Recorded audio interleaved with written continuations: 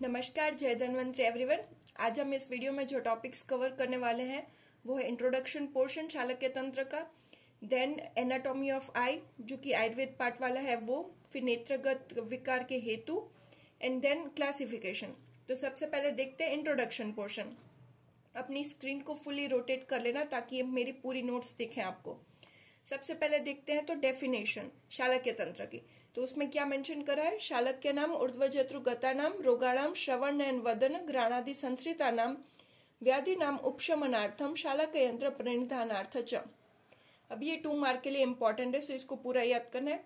Next है acharyas of शालक्य तंत्र। ये 2 मार्क एंड 5 मार्क में पूछा जाता है, तो नाम सिर्फ याद करना है। निमि, कणकनिया, करल, सत्याकी, गर्गय, गलय, चक्षुएन भोज। नेक्स्ट है आचार्य निमि। ये 5 मार्क में क्वेश्चन पूछा जाता है, तो उसमें पहले कि ये फादर ऑफ शालक्य तंत्र है वो मेंशन करना है। फिर निमि, विदेह, जनक जनरली सेम पर्सन को कहा जाता है।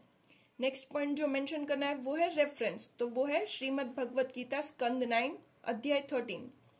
अभी नेक्स्ट निमि, तो वो क्या है? King of Videha and son of Ikshvaku. अभी नेक्स्ट एक ये स्टोरी है जो क्या है कि आचार्य निमि को एक यज्ञ करना था, तो इसीलिए वो गुरु वशिष्ठ के पास में गए।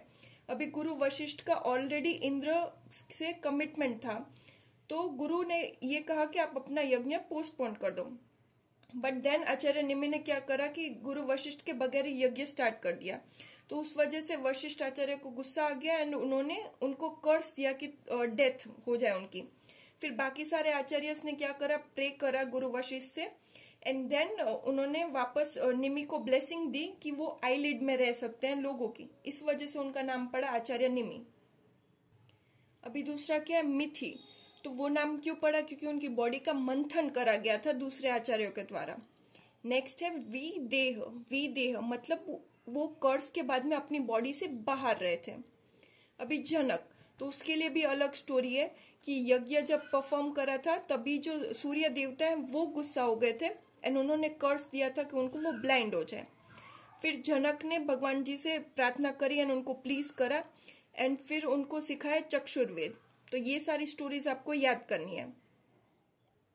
अभी जो नेक्स्ट टॉपिक है वो है नेत्र रचना शारीर, जो कि 10 मार्क क्वेश्चन के लिए इंपॉर्टेंट है। अभी इसमें जो सारे श्लोक हाईलाइट करे हुए हैं वो आपको मगअप करने हैं।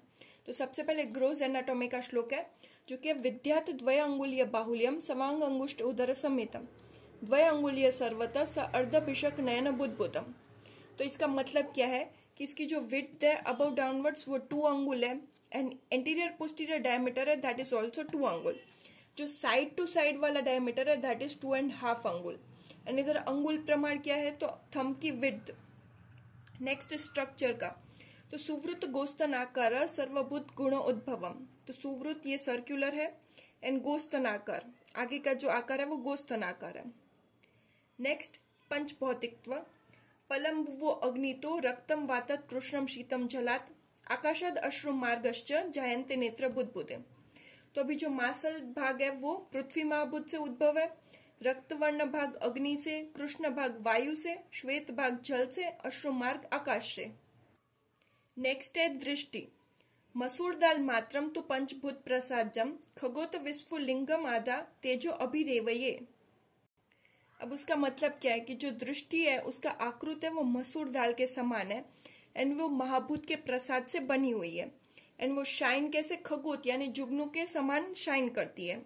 अभी वो बहुत सारे पटल को आवृत करती है बट फिर भी वो विवर यानी कि खाली स्थान के जैसे लगती है।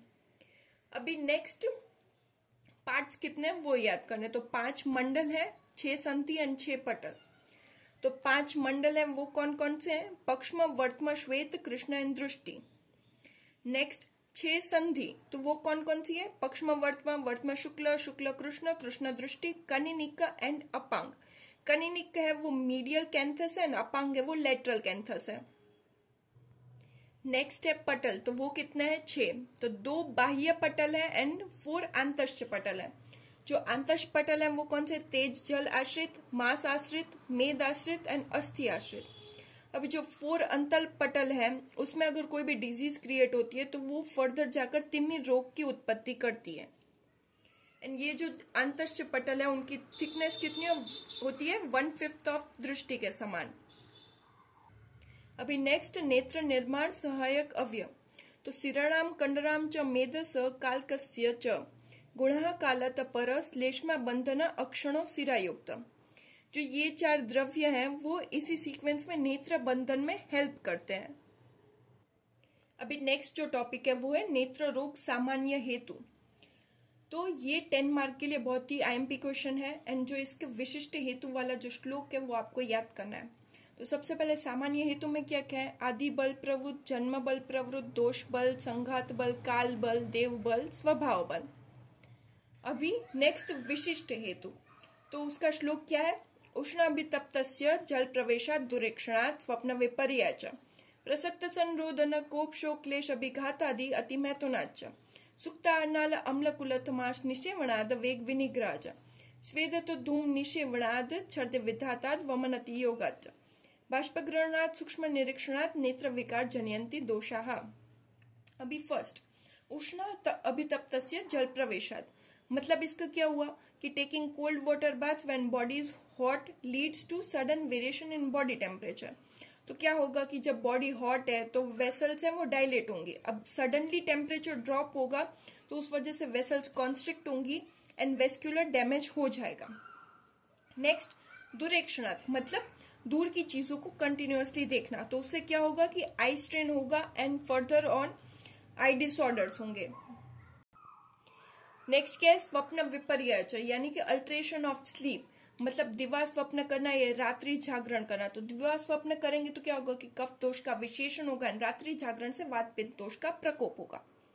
फोर्थ है प्रसक्त संरोधन, मतलब कंटिन्यूअसली आइज को वीप करना, तो उससे क्या होगा कि लैक्रिमल ग्लैंड को स्टिमुलेशन जाएगा एक्सेसिव एंड वो फ्लूइड ज्यादा सिक्रेट करेंगे एंड जो न्यूट्रिशन है वो वॉश आउट हो जाएगा, उस वजह से बॉडी आइज की इम्यूनिटी कम हो जाएगी अगेंस्ट कोई डिजीज। नेक्स्ट कोप, तो उससे पित्त दोष का विशेषण होगा, शोक से वात दोष का विशेषण होगा। फिर क्लेश यानी कि एग्जॉशन से शारीरिक मानसिक दोष का विशेषण होगा। अभिघात यानी कोई भी ट्रॉमेटिक इंजरी। अतिमैथुन मतलब धातुक्षय होगा उससे and further on eye disease होंगे। फिर कंजप्शन ऑफ सुक्त आर्नाल, तो ये क्या है, सौर फूड आइटम्स है जो कि ओज की प्रॉपर्टीज से विपरीत प्रॉपर्टीज होती है उनकी। तो कुलथ की एंड नेक्स्ट कुलथ, तो उसकी क्या प्रॉपर्टी होगी, कषाय रस है, कटु विपाक है, उष्ण वीर्य, जिस वजह से पित्त दोष का प्रकोप होगा। फिर माश भी गुरु एंड मधुर, तो ये फूड प्रोडक्ट्स कंज्यूम करने से नेत्र विकार हो सकते हैं। फिर वेग विनिग्रह, तो उससे क्या होगा कि वो ऊर्ध्व जत्रुगत व्याधि होंगे। स्वेदतो यानी कि एक्सेसिव स्टीम देना आइज को, तो उससे भी पित्त एंड रक्त दोष का विशेषण होगा एंड डिजीज कॉज करेगा। धूम निषेवणात्, तो धूम का क्या नेचर है, तीक्ष्ण उष्ण एंड रुक्ष, तो उस वजह से पित्त एंड रक्त की तुष्टि करेगा। नेक्स्ट छर्दे विधातात, यानी कि वॉमिटिंग का जो वेग आ रहा है उसको सप्रेस करना, तो उससे कुष्ठ एंड आई डिसऑर्डर्स होते हैं। वमन अति योगा, तो उससे क्या होगा, प्रोट्रूजन ऑफ आई बॉल। बाष्पग्रहणात्, तो दोष गेट्स ऑब्स्ट्रक्टेड, उस वजह से आई डिसऑर्डर्स होंगे। सूक्ष्म निरीक्षणात्, तो जैसे दूर कंटिन्यूअसली देखने से आइज को स्ट्रेन पहुंचता है एंड डिसऑर्डर्स होते हैं, उसी तरह छोटी छोटी बारीक नजदीक की चीजों को कंटिन्यूअसली देखने से आइज पर स्ट्रेन पहुंचेगा एंड डिजीज क्रिएट करेगा। अभी नेक्स्ट है संप्राप्ति, तो उसमें क्या है कि दोष का विशेषण होगा, फिर वो वेसल्स के थ्रू ऊर्ध्व जत्रुगत पहुंच जाएंगे एंड उधर जाकर अलग अलग नेत्र स्थान में पहुंचकर डिजीज क्रिएट करेंगे। नेक्स्ट है पूर्व रोग, अगेन इसका श्लोक याद करना है। तत्र आविलम संस्रभम अश्रुकंड उपदेहवत गुरुशातोद रागदे ज्युष्ट च अव्यक्त लक्षणम। तो क्या है, तत्र आविलम यानी watering of eyes, swelling, itching, sticky discharge, redness, heaviness, वो सब देखने को मिलेगा। रूप उसमें क्या है, सशूल वर्तमा कोशेषु शुक पूर्ण एवच विहन्यमान रूपे वा क्रियास्व अक्षी यथा पुरा। तो आईलिड्स में पेन देखने को मिलेगा, फॉरेन बॉडी सेंसेशन है, फिर विजन है वो डिस्टर्ब होगा, इम्प्रॉपर फंक्शनिंग होगी, ये सारे रूप में देखने को मिलेगा। अभी चिकित्सा में क्या करना है, तो फर्स्ट है निदान परिवर्जन एंड वात आदि दोष की चिकित्सा करनी है। नेक्स्ट जो टॉपिक है वो है क्लासिफिकेशन। तो आचार्य चरक के अकॉर्डिंग 4 टाइप्स हैं। सुश्रुत आचार्य एंड विधेय आचार्य के अकॉर्डिंग 76, भाव प्रकाश अकॉर्डिंग 78 एंड अष्टांग हृदय अकॉर्डिंग 94 है। ये नंबर्स आपको याद करना है। अभी फर्स्ट देखें तो दोष अनुसार कितना होता है क्लासिफिकेशन। तो पहले तो वात, पित्त, कफ, सन्निपात, रक्त एंड बाह्य, इतना ये क्लासिफिकेशन है। अभी वात अकॉर्डिंग 10, पित्त अकॉर्डिंग 10, कफ अकॉर्डिंग 13, सन्निपात है 25, रक्त है 16, बाह्य 2। तो अभी आपको ये क्या करना है, ये एक सीक्वेंस में याद कर लेना है एंड ये 10, 10, 13, 25, 16, 2, ये ऐसे कंटिन्यू नंबर याद कर लेना है। ठीक है। अभी साध्य असाध्यता बेसिस देखें तो साध्य रोग है वो है 52, याप्य 7 एंड असाध्य 17। तो अभी ये 2 नंबर याद हो जाएंगे तो आपको पता चल ही जाएगा कि साध्य 52 है। अभी छेद्य 11, लेख्य 9, भेद्य 5, वेदन 15 एंड अशस्त्रकृत है 12।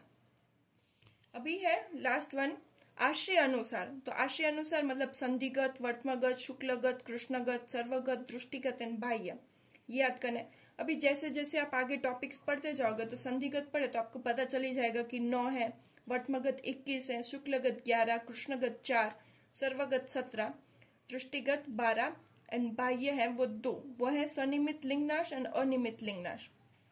Okay, so concluding in this video हमने क्या क्या पढ़ा। तो सबसे पहले इंट्रोडक्शन पढ़ा जिसमें हमने शालक्य तंत्र की डेफिनेशन पढ़ी, फिर आचार्य निम्न के रिगार्डिंग पढ़ा, फिर हमने एनाटॉमी पढ़ी, नेत्र रचना शारीर जो है, एंड उसके श्लोकास मैंने बताया कि कौन कौन से याद करना है। फिर हमने हेतु पढ़ा, जो विशिष्ट हेतु है उसका श्लोक याद करना है, एंड एट लास्ट हमने क्लासिफिकेशन पढ़ा है जो कि ये है जो आपको मगअप ही करना है। Okay, thank you.